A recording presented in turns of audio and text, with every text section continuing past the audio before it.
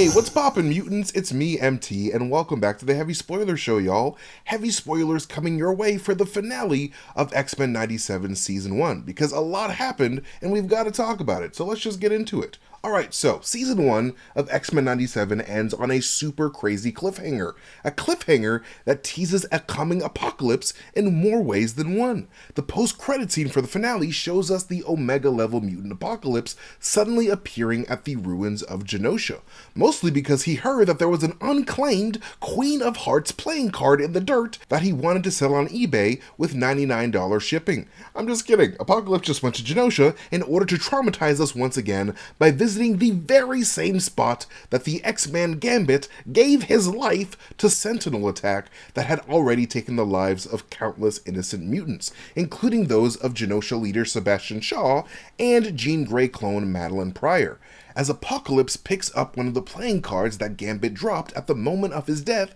he says, "So much pain, my children. So much death." And while those who aren't familiar with the Marvel Comics might think that Apocalypse is merely just reflecting on all of the lives lost during Bastion's ruthless attack, those who do know the character of Apocalypse can tell that these last words of the season have a double meaning here, as Apocalypse is clearly teasing the return of Gambit from the dead. But not as the wisecracking, gambling sin lover that we all are familiar with. Oh no, Apocalypse ain't no Oprah Winfrey, okay? He ain't generous like that. If Apocalypse is gonna raise someone from the dead, it's gonna be for his own benefit, which is why this post-credit scene is a clear teaser for Gambit's return as Death, one of the four horsemen of Apocalypse. In the Marvel Comics, even someone as strong as Apocalypse realizes that he can't do it all alone, so sometimes he recruits four people, usually mutants, to become his elite squad of ultra juiced up warriors, giving them the titles of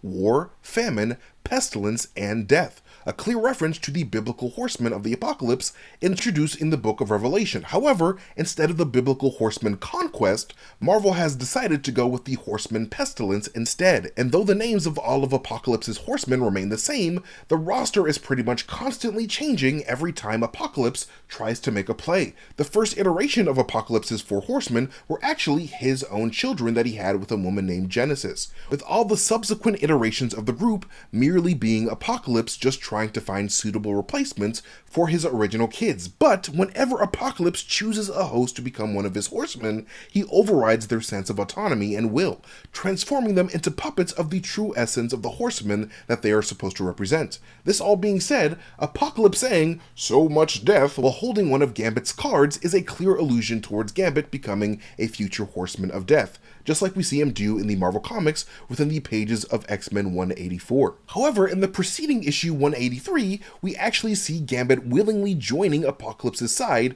to become the Horseman Death, which is a lot different than the way that Apocalypse is going to go about things in the TV show, where Apocalypse is definitely going to be robbing a grave and dusting Gambit's old body off for his benefit, because why not traumatize Rogue some more? Also, you gotta remember that earlier on in the season, Professor Xavier did see a vision of Gambit looking like Death in a vision while he was still on the home planet of the Shi'ar. But if Gambit is going to become Death, then who could Apocalypse's other horsemen be? Well, considering Apocalypse is taking a trip to Genosha to dig up some dead bodies, he might as well go shopping for a few more powerful dead mutants, like the bodies of Sebastian Shaw and Madeline Pryor in particular. With Sebastian Shaw's power set of being able to absorb all kinds of energy, I can definitely see Apocalypse making Shaw the horseman Famine, while making Madeline Pryor the horseman of War, due to her dark potential as the Goblin Queen, along with her strong connection to the Phoenix Force. But in regards to the Horseman Pestilence, that's pretty much still up in the air. However, we did see the mutant Polaris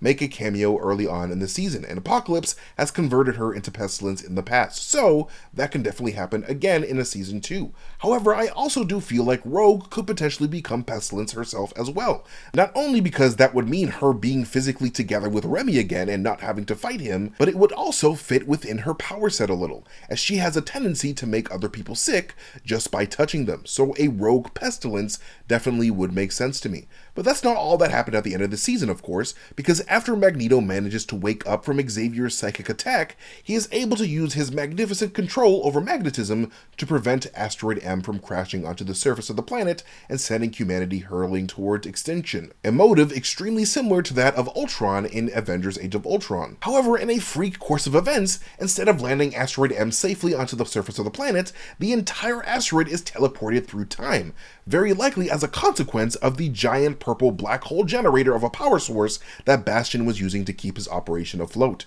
Because much like we've seen with Loki with the TVA, as well as with Spot's origins with the Super Collider in Across the Spider-Verse, dark matter and black holes are centric to multiversal travel in the Marvel Cinematic Multiverse. I mean, hell, you can even see Doctor Strange and America Chavez travel into the black hole that contains the entire multiverse right after zooming past those living tribunals in Multiverse of Madness. Like, that black hole is literally right there. And the very Fantastic Four logo itself appears to hint at black holes playing a crucial role in that multiversal narrative as well. So, this being said, after that power source went haywire as a result of the government bombing the asteroid like a bunch of dinguses, it seems like this black hole generator freaked out and sent the entire asteroid warping through time, with the mutant Bishop later telling a distraught Forge that some mysterious force seems to have wanted the X-Men to get lost in time in the first place. However, it seems that, despite them all disappearing at once on the same asteroid, the mutants aboard the asteroid still managed to scatter themselves throughout time,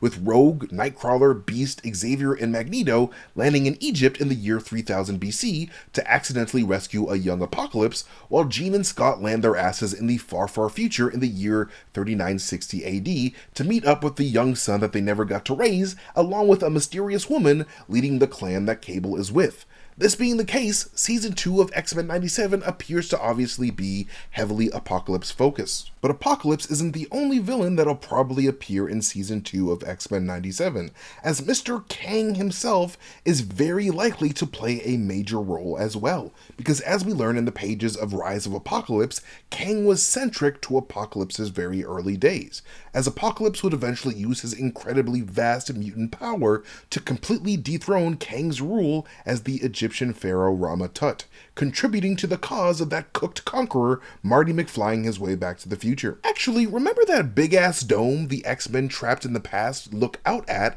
the very end of the episode? That dome is very likely Rama Tut's, built out of the very futuristic technology that he brought from the 30th century. The design of the dome itself very much resembles the circular designs found on Kang's time chair and multiversal engine core from Ant-Man and the Wasp: Quantumania, and circular designs like these are oftentimes used in popular fiction to illustrate planetary objects and or orbits, like the star maps found in both the Ahsoka show as well as Disney's Treasure Planet, a movie that they need to invest live-action money into instead of giving us yet another live-action Lion King that nobody asked for. But I digress. Anyways, this all being said, despite claims to the contrary, this Kang tease seems to very apparently hint that X-Men 97 is going to eventually cross over with the overall live-action MCU during the course of this multiverse saga, especially now that this finale has given Marvel yet another opportunity to try to pull a fast one right under all of our collective noses. Because I don't know if you guys have been noticing yet,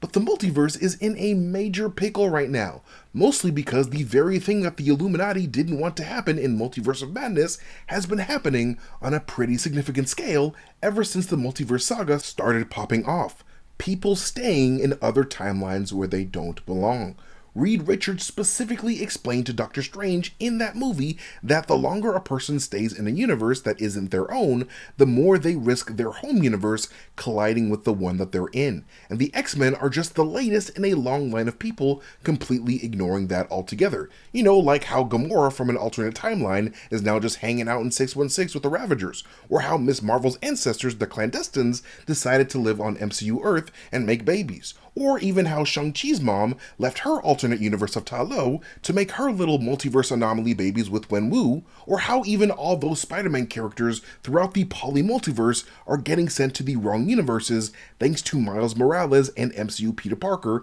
both fucking up. Or even how Uatu the Watcher let the Black Widow from What If Season 1 live in the wrong universe. Marvel is clearly cooking something big with incursions, and the X-Men being sent to multiple different timelines, combined with the revelation of this Rama Tut tease, very much implies to me that X-Men 97 is going to be wrapped up in the multiverse drama that Marvel Studios has been cooking up, especially when you consider that 90s Spider-Man, who pops up again in this finale with his long-lost lover Mary Jane, is heavily rumored to play a role in the upcoming Beyond the Spider-Verse movie, which would make sense considering that his portrayal of Spider-Man is basically what caused animated Spider-Man to become really, really popular. And we could even see Kang factor into Jean and Scott's future story as well, because much like the Jonas Brothers, Kang was originally from the year 3000 before he headed back to the times of ancient Egypt to cosplay as a pharaoh. However, since Jean and Scott arrived about 1,000 years after Kang's time in the year 3000, during a period where Apocalypse now rules the planet,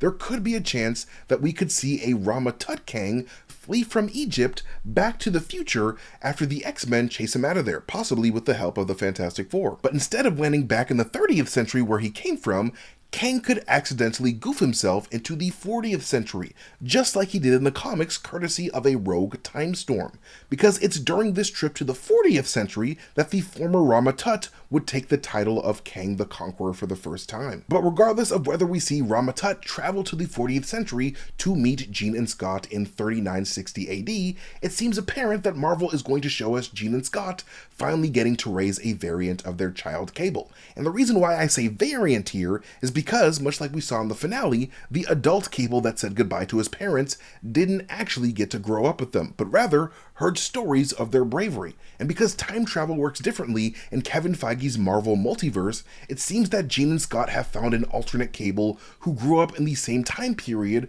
that their Cable grew up in, allowing Jean and Scott to actually have a chance at rearing their own child, just like they got to do in 1994's The Adventures of Cyclops and Phoenix. And Season 2 feels very much inspired by that story. In that series, Jean and Scott discover their son has joined the Clan Ascani, headed by Mother Ascani, who is also secretly another time-displaced child of Jean and Scott's from a different timeline, believe it or not, as Mother Ascani is just a variant of the telepath Rachel Summers from the Days of Future Past timeline. But how she got there isn't really important here. Actually, in the comics, it's she who actually convinces Cyclops to bring Cable to the future to save him instead of Bishop, and raised him as part of her Ascani tribe in the hopes that one day he would become the one to destroy Apocalypse and free them all from his oppression. So Jean and Scott's journey throughout Season 2 will likely see them both fight this future version of Apocalypse in the 40th century in order to clear him out so that Rama Tut can come in later and take over the planet in his stead. But while we do have an idea of what's next with the future of these two groups, there is still a group of X-Men unaccounted for, mainly Storm, Wolverine, and Morph, who were still very much on Asteroid M before that asteroid teleported through time, with Morph last being seen confessing their love for Wolverine as Wolverine recovers from having all the adamantium cream sucked out of him by Magneto. These three could be lost anywhere within Marvel's multiverse of timelines, to be honest, so I'm very curious to see where they will end up in Season 2. But in regards to Wolverine specifically, definitely expect him to keep doing his thing, even without adamantium over his bones, as Wolverine is expected to go full feral in this next season, just like he does in the comics, because apparently the adamantium inside of Logan was actually keeping him from evolving into this animalistic type being. So, after he loses it, he turns into this beast of a bone-clawed man for a little while, which definitely could be fun to explore in Season 2. But anyways, that is it for this video. You guys can follow me at Mastertainment on Twitter, Instagram, YouTube, wherever I am on the internet, but most importantly, follow Heavy Spoilers here on YouTube, and when you do, hit that notification bell so that you can get notifications every time we upload a video. And hey, maybe even take a second to check out our new X-Men 97 inspired merch. We've got a really great X-Men 97 inspired t-shirt over at the store, so check that out whenever you guys have the chance. And also, huge shout outs to our editor Matt for helping me big time with a good number of Easter eggs in this video. This man is an absolute legend, so please give him a follow over on Twitter at Superhero Nexus. He's a really swell fella with a really great brain, and you won't be disappointed. But anyways, thank you guys again for watching this video. You guys are amazing, and I'll catch you guys later. Goodbye.